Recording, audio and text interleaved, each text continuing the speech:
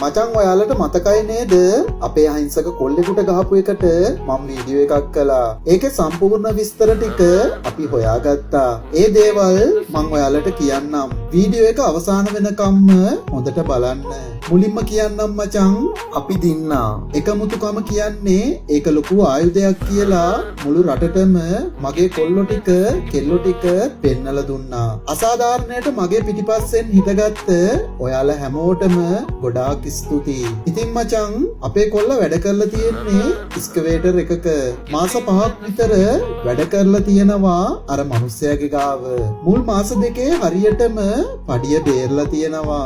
අන්තිම මාස 3 පඩිය තමයි ඉර කරගෙන ඉඳලා තියෙන්නේ. පඩිය ගන්න යන සැරයක් ගානෙම වැඩ කරපු සල්ලි හම්බ වුණේ නෑ කියලා සල්ලි දීලා නෑ. ඒක නිසා අපේ එකා ගොඩාක් හිර වෙලා තියෙනවා. ඒ තමයි එයාගේ අම්මගේ බෙහෙත් ගන්න ඕන නිසා. කොල්ලගේ තිබ්බ බයික් එකක් විකුණලා තමයි අම්මගේ බෙහෙත් වලට සල්ලි අරගෙන තියෙන්නේ. එයාගේ අම්මට තියෙනවා පිළිකාවක්. ඒක නිසා තමයි ලොකු වියදමක් ගිහින් තියෙන්නේ. ඒ වගේම මම මේ කියන දේවල් මම කියන්නේ අපේ කොල්ල කියපු දේවල්ම විතරක් නෙමෙයි. මේ ප්‍රශ්නේ ගැන ගොඩාක් හොඳට හොයලා බලලා. ඉතින් මචං අතේ සතේ නැති නිසාම තමයි අපේ එකා හිතලා තියෙන්නේ එයාගේ බොසාගේ ගෙදරටම ගිහින් පඩිය ඉල්ලනවා කියලා. ඉතින් මෙයා ඒ ගෙදරට යනකොට මැෂින් එකේ අයිතිකාරයයි එයාගේ යාළුවෝ දෙන්නෙකුයි බොන ගමන් ඉඳලා තියෙන්නේ. අපේ එකා මෙයාට පැත්තකට කතා කරලා තමයි පඩිය ඉල්ලලා තියෙන්නේ. ඊට පස්සේ එතන පොඩි කතා බහක් ගිහින් තියෙනවා. පඩිය දෙනකන් ඔබට ඉන්න බැරිද කියලා අහලා තමයි තුන් දෙනත් එක්කම එකතු වෙලා අපේ එකාට ගහලා තියෙන්නේ. හැබැයි දැන් මේ වෙනකොට තුන් දෙනාම හොඳට විඳවනවා. කොයි වෙලේ මිනිස්සු අල්ලගෙන ගහවිද කියලා බයේ ගෙදරින් එළියට බහින්නේ නැතුව ගේ ඇතුළටම වෙලා ඉන්නවලු. ඉතින් මචං මම ඔයාලට කියන්නම් මොකද්ද වෙලා තියෙන්නේ කියලා. ඊට කලින් මට මෙයාට කියන්න දෙයක් තියෙනවා. හොඳට මේ ටික අහගන්න. කලින් මම දාපු වීඩියෝ එකේ ඔයාට නම්බු නාම දීලා කතා කරේ අවනම්බු වෙන්න කලින්. මොකද එහෙම තමයි මගේ අම්මා තාත්තා මට උගන්වලා තියෙන්නේ. ඔයා බිව්වා කියලා අහිංසක කොල්ල ඔයාට බයිට් එකක් නම් නෙමෙයි. ඔයාගේ ගෝලයෙක් ඔයාට රුපියලක් හරි හම්බ කරලා දුන්නා නම් ඔයා ජීවත් වෙන්නේ ඔයාගේ ගෝලයෝ නිසා. ඔබ වෙනුවෙන් වැඩ කරන සේවකයාගේ දාඩිය හිඳෙන්න කලින් ඔහුගේ වැටුප තිය යුතුයි. එහෙම තමයි අපි නම් ඉගෙනගෙන තියෙන්නේ. ඒ වගේම තමයි කරත්තවල හරක් බැඳගෙන ගමන් ගියපු කාලේ නෙමෙයි මේක. මේ 2025. ඒක අමතක කරන්න එපා. දැන් ලෝකේ ගොඩාක් දියුණුයි. දැන් අපේ රටේ ඉස්සර වගේ අසාධාරණ වැඩ කරලා චණ්ඩි කමෙන් මේකේ රඟන්න බෑ. අසාධාරණයක් දැක්ක ගමන් මිනිස්සු හැමෝම එක මිටකට එකතු වෙනවා. ඔයාට ඒකටත් උදාහරණයක් ඕන නම් කලින් මම ඔයා ගැන කියලා දාපු වීඩියෝ එකේ කමෙන්ට් බලන්න. දසදහස් ගාණක් මිනිස්සු එක මිටකට එකතු වුණා පොඩි වෙලාවක් ඇතුළත. ඒ වගේම මගේ මනුස්සකම නිසා තමයි ඔයාට එක අවස්ථාවක් හරි දුන්නේ. එහෙම නැතුව ඔයාගේ විස්තර මම මගේ උන්ට දුන්න නම් ඔයාට මොනව වෙයිද කියලා මමවත් දන්නේ නැහැ. හැබැයි මම මේ දේවල් කියන්නේ ඔයාට විතරක් නෙමෙයි. ඉස්සරහටත් මේ වගේ අසාධාරණ වැඩක් කරනවා නම් ඒ හැමෝටමත් එක්ක. ඒ වගේම ඊයේ මම දාපු වීඩියෝ එකට එකම එක ලොකු කමෙන්ට් එකක් තිබුණා. ඒ තමයි මම දාපු වීඩියෝ එකෙන් මම තර්ජනය කරනවා කියලා. ඔව් ඒක ඇත්ත. මම තර්ජනය කරා තමයි. අහිංසක මිනිස්සුන්ගේ දාඩිය කඳුළු කියන්නේ එක එකාට සෙල්ලම් කරන්න සෙල්ලම් බඩු නෙමෙයි. මේ වගේ වැඩක් කරපු එකාගේ ඔළුව අත ගාලා අපේ එකාගේ සල්ලි දෙන්න කියලා කියන જાතිය කෙනෙක් නම් නෙමෙයි මම. අනික මට තවත් නැති වෙන්න කියලා දෙයක් නැහැ. ඇතිතරම් කටු කාලා ඇතිතරම් දුක් විඳලා පිට රටකට වෙලා තනියම ජීවත් වෙන කොල්ලෙක් මම. මම කරේ අසාධාරණයට කතා කරපු එක.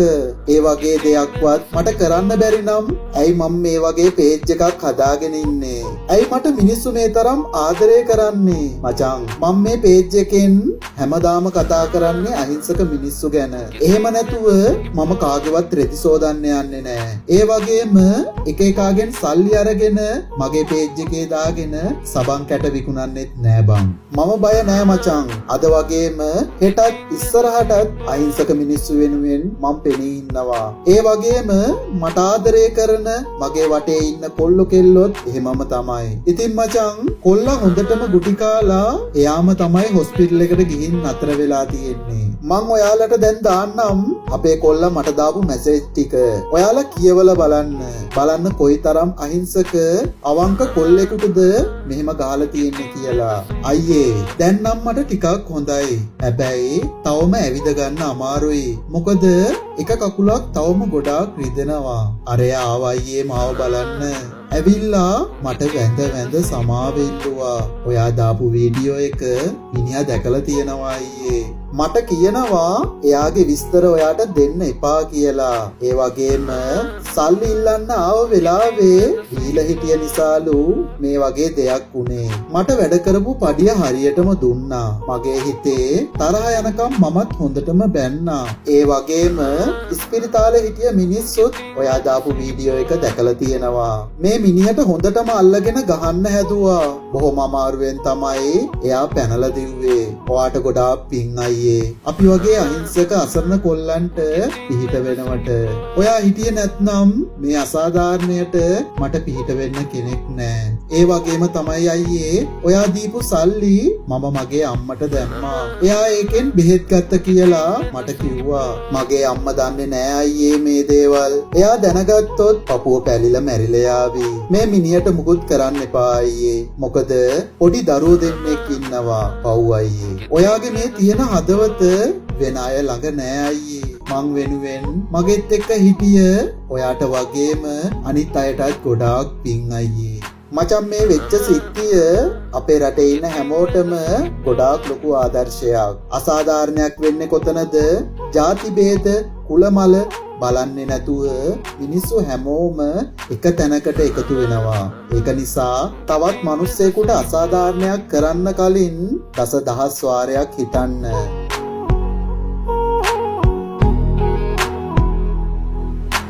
Panama, huwag kong kiting, may nasang giba.